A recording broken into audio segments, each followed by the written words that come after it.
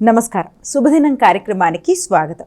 మేషరాశి నుంచి మీనరాశి వరకు ద్వాదశ రాశుల వారికి ఈ రోజే విధంగా ఉంది. నేటి వైశిష్ట్యం ఏంటి, నేటి పంచాంగం ఏంటి ఇత్యాది అంశాలు తెలియచేయడానికి మనతో పాటు స్టూడియోలో సిద్ధంగా ఉన్నారు విశ్వవిద్యాలయ అగ్రశ్రేణి తొలి మహిళా జ్యోతిష్య వాస్తు పట్టభద్ర, పంచాంగకర్త, జ్యోతిష్య మహోపాధ్యాయ, జ్యోతిష్య శాస్త్రంలో PhD గోల్డ్ మెడలిస్ట్ అయినటువంటి డాక్టర్ ఈడుపుగంటి పద్మజారాణి గారు. వారితో మాట్లాడదాం. ద్వాదశ రాశుల వారికి ఈ రోజు ఏ విధంగా ఉందో అడిగి తెలుసుకుందాం. అమ్మా నమస్తే. నమస్కారం. నేటి పంచాంగం. అమ్మా నేటి పంచాంగాన్ని ప్రేక్షకులకు తెలియజేస్తారా? 12-10-2025 శ్రీ విశ్వావసునామ సంవత్సరం, దక్షిణాయనం, ఆశ్వీజ మాసం, కృష్ణపక్షం, ఆదివారం. సూర్యోదయం ఉదయం 5:50 సూర్యాస్తమయం సాయంత్రం 5:37. తిథి షష్ఠి మధ్యాహ్నం 2:16 వరకు. నక్షత్రం మృగశిర మధ్యాహ్నం 1:36 వరకు. యోగాలు వరియాన్ ఉదయం 10:55 వరకు. కరణము వణిజ మధ్యాహ్నం 2:16 వరకు. విష్టి రాత్రి తెల్లవారుజాము 1:15 వరకు. రాహుకాలం సాయంత్రం 4:09 నుంచి 5:37 వరకు. గుళిక కాలం మధ్యాహ్నం 2:40 నుంచి 4:09 వరకు. యమగండం ఉదయం 11:43 నుంచి 1:12 వరకు. అభిజిత్ ముహూర్తం ఉదయం 11:20 నుంచి 12:07 వరకు. దుర్ముహూర్తం సాయంత్రం 4:03 నుంచి 4:50 వరకు. అమృతకాలం రాత్రి తెల్లవారుజాము 2:56 నుంచి 4:27 వరకు. వర్జం రాత్రి 9:36 నుంచి 11:07 వరకు. ఇది నేటి పంచాంగం. నేటి రాశి ఫలాలు. మేషరాశి.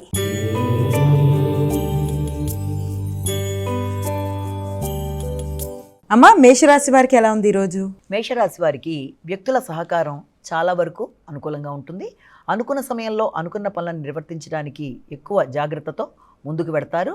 మంచి ఆలోచనలతో పాటుగా నిర్ణయ సామర్థ్యం, దాంతోపాటుగా అనుకున్న పనులు సాధించడానికి మానసికంగా ఒక ప్రశాంతతను ఏర్పరచుకుంటూ ముందుకు వెళ్ళడానికి ప్రయత్నాలు లాంటివి చేస్తూ ఉంటారు.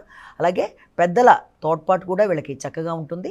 దూర ప్రదేశాల్లో విద్య కొరకు ప్రయత్నం చేసే వాళ్ళకి విద్యా ప్రయత్నాలు అనుకూలంగా ఉంటాయి. అంతేకాకుండా కమ్యూనికేషన్ విషయం కూడా చాలా చక్కగా ఉంటుంది. ఇతరులతో ఏదన్నా చెప్పవలసిన విషయాన్ని సూటిగా చెప్పి అనుకున్న సమయంలో అనుకున్న ఫలితాలు సాధించడానికి కష్టంతో ముందుకు పెడతారు. వృషభ రాశి.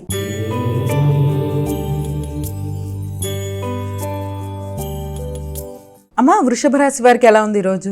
వృషభ రాశి వాళ్ళకి కుటుంబంలో ఆలోచనలు చాలా వరకు అనుకూలంగా ఉంటాయి.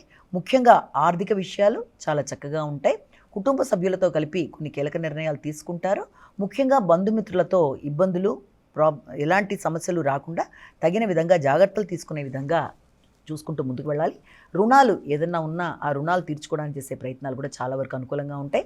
ముఖ్యంగా కుటుంబ సభ్యులలో తల్లితర బంధువులతో ఈ రోజున కీలక అంశాలలో చర్చలు జరిపి మంచి నిర్ణయాలు తీసుకోవడానికి చేసే ప్రయత్నాలు చాలా చక్కగా ఉంటాయి. మిథున రాశి.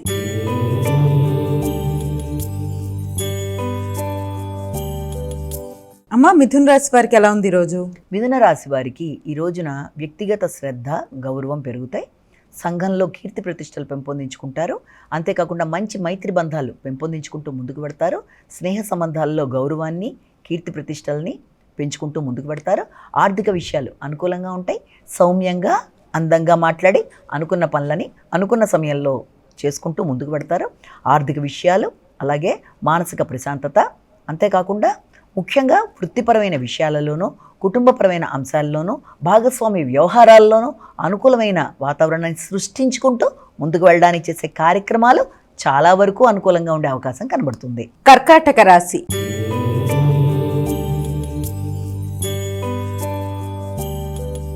అమ్మా కర్కాటక రాశి వారికి ఎలా ఉంది ఈరోజు? కర్కాటక రాశి వాళ్ళకి మానసిక ప్రశాంతత చాలా తక్కువగా ఉంటుంది. చేద్దామనుకుంటున్న కార్యక్రమాల్లో ఇతరుల జోక్యం కొంత చికాకును కలిగిస్తుంది. వృత్తిపరమైన విషయాలలో కొంత బర్డెన్, అంటే బాధ్యతలతో కూడిన శ్రమతో కూడిన ఒత్తిడి ప్రశాంతతని భంగపరిచే విధంగా ఉండడం వల్ల ప్రతిదాని మీద కూడా మనసుని స్థిమితం చేసుకోలేక కొంత చికాకుగా ఉండే అవకాశాలు కనబడుతున్నాయి. నిద్రలేమి, అలాగే ఆధ్యాత్మిక విషయాల మీద ఎక్కువ శాతం శ్రద్ధ చూపిస్తూ ముందుకు వెళ్ళడానికి ప్రయత్నాలు చేస్తారు. అలాగే ఆరోగ్యం మీద కూడా ప్రత్యేక శ్రద్ధ తీసుకోవాలి. మానసిక ప్రశాంతతని పెంపొందించుకునే విధంగా ఎక్కువ శాతం కృషి చేయాలి. సింహరాశి.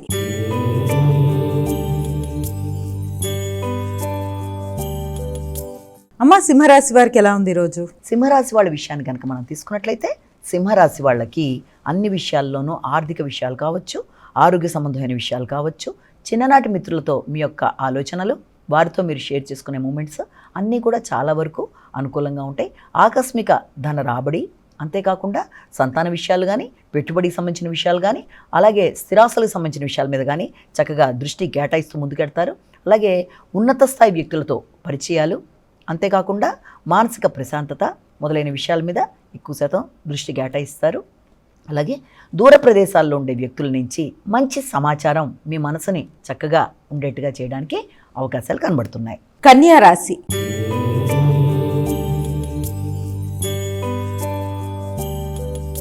అమ్మా, కన్యా రాశి వారికి ఎలా ఉంది ఈరోజు? కన్యా రాశి వాళ్ళకి వృత్తి సంబంధమైన విషయాల మీద ఎక్కువ శాతం దృష్టి కేటాయిస్తూ ముందుకు పెడతారు. అలాగే వృత్తిపరమైన విషయాలలో ముఖ్యంగా కుటుంబ సభ్యుల సహకారంతో నూతన ఆలోచనలు చేస్తారు. అటు వృత్తి కావచ్చు, ఇటు పక్కన మీ యొక్క వ్యాపారానికి సంబంధించిన విషయాల్లో కావచ్చు, రెండింటికి సంబంధించిన విషయాలలో ఆర్థిక సంబంధమైన అంశాల మీద దృష్టి కేటాయిస్తూ ముందుకు వెళ్ళడానికి ఎక్కువ శాతం కృషి చేస్తారు. ముఖ్యంగా చక్కగా సమయస్ఫూర్తిగా మాట్లాడుతూ వ్యాపారపరమైన అభివృద్ధి కొరకు మీరు చేసే నిర్ణయాలు కానీ, కీలక ఆలోచనలు కానీ మీకు అన్ని విధాలా అనుకూలంగా ఉండే అవకాశాలు లాంటివి కనబడుతున్నప్పటికీ వీలైనంత వరకు ఆ ఆలోచనలలో, ఆ మాటల్లో, ఆ సమయస్ఫూర్తి వ్యవహారాల్లో ఘర్షణాత్మకమైన వాతావరణాన్ని అధిగమించడానికి ప్రయత్నం చేయాలి. తులారాశి.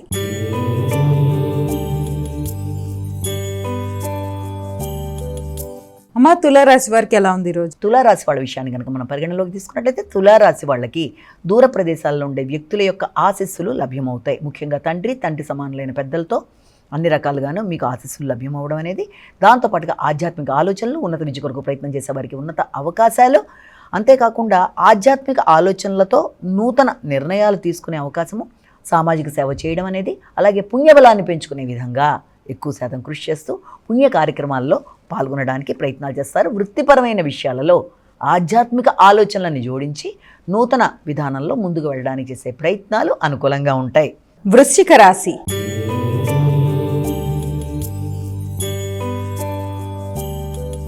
అమ్మా, వృశ్చిక రాశి వారికి ఎలా ఉంది ఈరోజు? వృశ్చిక రాశి వాళ్ళకి ముఖ్యంగా మానసిక ఆరోగ్యాన్ని పెంపొందించుకునే విధంగా జాగ్రత్తలు తీసుకోవాలి. మానసిక ఆరోగ్యంతో పాటుగా ఆర్థిక విషయాలలోనూ, కుటుంబ సభ్యులతో మీ యొక్క రిలేషన్స్ కానీ, లేకపోతే కుటుంబ సభ్యుల కొరకు పెట్టే ఖర్చులు మొదలైన వాటి మీద కూడా మీరు ఎక్కువ దృష్టి సారిస్తూ ముందుకు వెళ్ళడానికి అవకాశం ఉంది. ముఖ్యంగా ప్రయాణాలు చేసేటప్పుడు కానీ, నిర్ణయాలు తీసుకునేటప్పుడు కానీ, మధ్యవర్తిత్వం చేసుకునేటప్పుడు కానీ, ముఖ్యమైన ప్రతి అంశంలోనూ ఆచితూచి నిర్ణయాలు తీసుకుంటూ ముందుకు వెళ్ళాలి. కొత్త వ్యక్తుల్ని నమ్మేటప్పుడు కానీ, లేకపోతే మధ్యవర్తిత్వంతో ఏదైనా ఎక్కడన్నా మీ మీడియేటర్షిప్తో చేసే సైన్లు అంటే సంతకాలు పెట్టేటప్పుడు కానీ, అలాగే మీ వస్తువులు, మీ ప్రయాణంలో జాగ్రత్తలు మొదలైన వాటి విషయంలో జాగ్రత్తలు తీసుకుంటూ ముందుకు వెళ్ళినట్లయితే సంఘంలో మీకు తగిన గౌరవ ప్రతిష్టలు రావడమే కాకుండా అన్ని విధాలా అనుకూలంగా ముందుకు వెళ్ళడానికి అవకాశం కనబడుతుంది. ధనస్సు రాశి.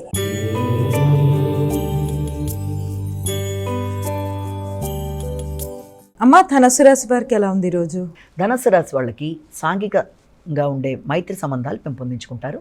మైత్రి బంధాలతో పాటుగా వ్యక్తుల యొక్క సహకారాన్ని మీరు ఆశించినప్పటికీ కూడా వ్యక్తిగత గౌరవాన్ని పెంపొందించుకునే దిశగా మీరు ప్రయత్నాలు చేస్తూ, దానితో పాటుగా ఒక ఇంటి కొనుగోలు కొరకు కానీ, లేకపోతే స్థిరాస్తుల పెట్టుబడుల కొరకు కానీ మీరు చేసే ప్రయత్నాల్లో ఆర్థిక సంబంధమైన వ్యవహారాలకు సంబంధించి కొంత మిశ్రమ ఫలితాలు ఉండే అవకాశం ఉంది. అంటే ఎక్కడన్నా పెట్టే పెట్టుబడుల విషయంలో కానీ, లేకపోతే ఏదైనా మీరు తీసుకుంటున్న నిర్ణయాలలో ఆర్థిక అంశాల యొక్క భాగం ఉన్నట్లయితే దానికి సంబంధించి ఆకస్మిక ఖర్చులు కానీ, ఆకస్మిక ఇబ్బందులు కానీ ఉండే అవకాశం ఉంది. కాబట్టి ఏదైనా ఒక నిర్ణయం తీసుకునేటప్పుడు, అంటే ఏదైనా ఒక ఖర్చుకు సంబంధించిన విషయం, ఒక పెట్టుబడులకు సంబంధించిన విషయం తీసుకునేటప్పుడు దానికి సంబంధించి పూర్తి స్థాయిలో ధనాన్ని అరేంజ్ చేసుకొని ముందు జాగ్రత్తగా వెళ్ళడం అనేది చాలా వరకు అవసరం. అలాగే అనవసరమైన ఖర్చులకి దూరంగా ఉండాలి. మకర రాశి.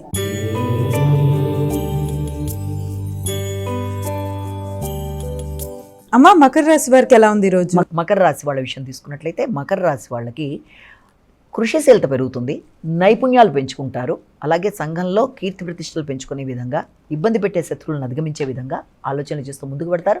భాగస్వామి వ్యవహారాల విషయంలో కూడా కొంచెం జాగ్రత్తలు తీసుకుంటూ ముందుకు వెళ్ళాలి. జీవిత భాగస్వామి యొక్క ఆరోగ్య విషయం మీద కూడా ప్రత్యేక శ్రద్ధ తీసుకుంటారు. దూర ప్రదేశాల్లో కొరకు మీరు ఆలోచనలు చేయడం అనేది ఎక్కువ శాతం అవకాశాలు లాంటివి కనబడుతున్నాయి.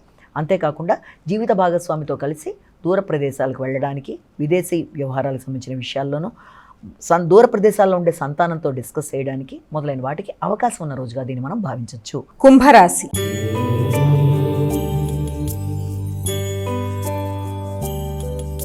అమ్మా, కుంభరాశి వారికి ఎలా ఉంది ఈరోజు? కుంభరాశి వాళ్ళకి హృదయాందోళనని అధిగమించాలి. అలాగే విందు వినోదాల్లో పాల్గొంటారు. కుటుంబ సంక్షేమం కోసం ఎక్కువ కృషి చేస్తారు. అలాగే సంఘంలో గుర్తింపు గౌరవం కోసం, శత్రువుల మీద విజయం సాధించడానికి, నైపుణ్యాలు పెంచుకోవడానికి, కృషిశీలతతో ముందుకు వెళ్ళడానికి చేసే కార్యక్రమాలు అధికంగా ఉంటాయి. క్రీడాకారులు కానీ విద్యార్థులు కానీ అధికంగా కృషి చేస్తారు. అనుకున్న ఫలితాలు సాధించడంలో అధిక కృషితో ముందుకు వెళ్ళడానికి ప్రయత్నాలు చేస్తారు. ఆల్రెడీ ఉన్న ఖర్చులు అంటే సంతాన సంబంధమైన ఖర్చులు లాంటివి, సంతానానికి సంబంధించిన ఆరోగ్యపరమైన విషయాలు కావచ్చు, అభివృద్ధికి సంబంధించిన అంశాల్లో కావచ్చు, పెట్టుబడులకు కావచ్చు, వాటికి సంబంధించిన విషయాల్లో ఎక్కువ దృష్టి కేటాయిస్తూ వాటికి సంబంధించిన ప్రణాళికను ఏర్పరచుకుంటూ ముందుకు వెళ్ళడానికి ప్రయత్నాలు చేస్తారు. మీనరాశి.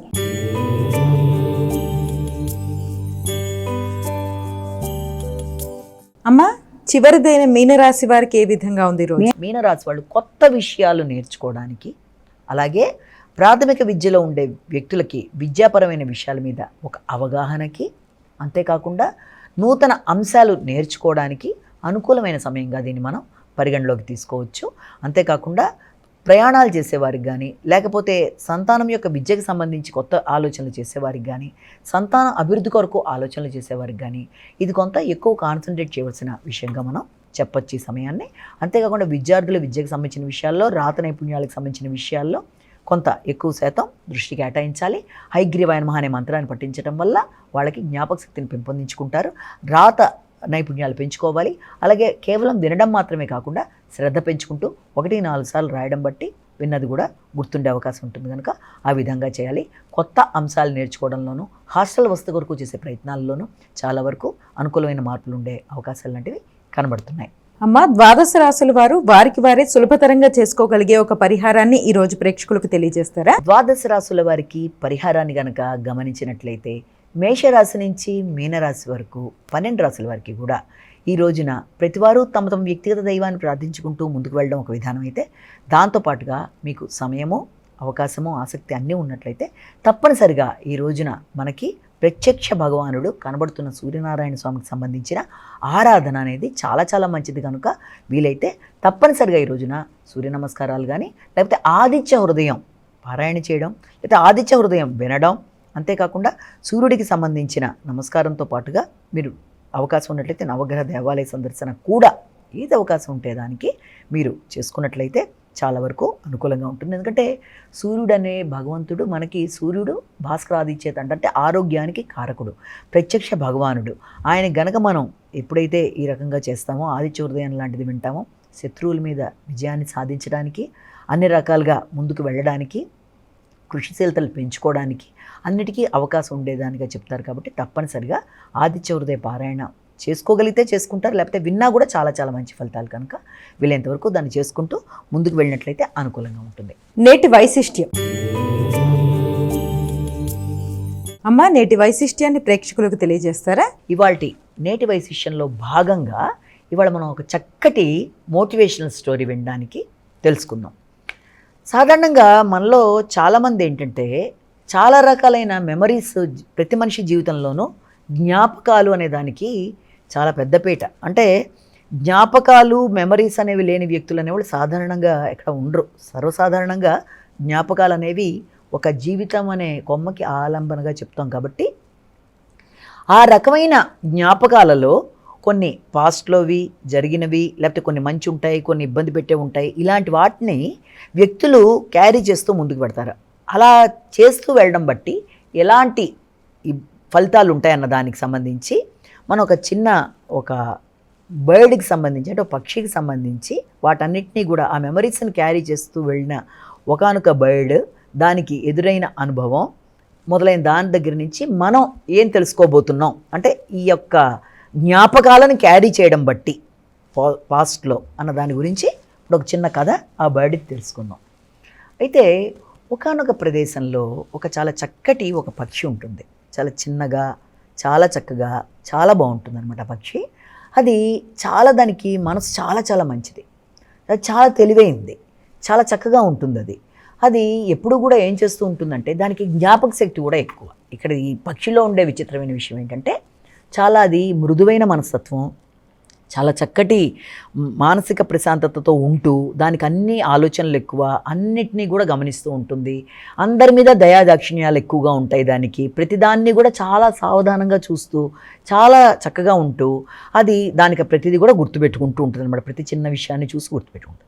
అయితే ఒకసారి అది అలాగా ప్రయాణం చేస్తున్నప్పుడు అది ఏం చేస్తుందంటే, అదేమనుకుంటుందంటే, అవును కదా, నాకు ఇన్ని మంచి మంచి ఆలోచనలు ఉన్నాయి, నాకు ప్రతిదాన్ని చూసి నేను ఇలాగ గుర్తుపెట్టుకోవడమే కాదు, నేను దాన్ని ఒక దాని మీద రాసి, ఒక చిన్న దాని మీద దేని మీదన్నా దాన్ని నా జ్ఞాపకంగా నేను దాచుకుందాం అనుకుంటుంది. అంటే ఏం చేస్తుందంటే, అది ఒక రోజున ఒక చోట కూర్చొని మొట్టమొదటిసారి ఒక మంచి బెర్రీ అంటే ఒక ఎర్రని ఒక చిన్న కాయ పక్షులు తినేది తింటుంది. దానికి ఆ రుచి నచ్చుతుంది బాగా.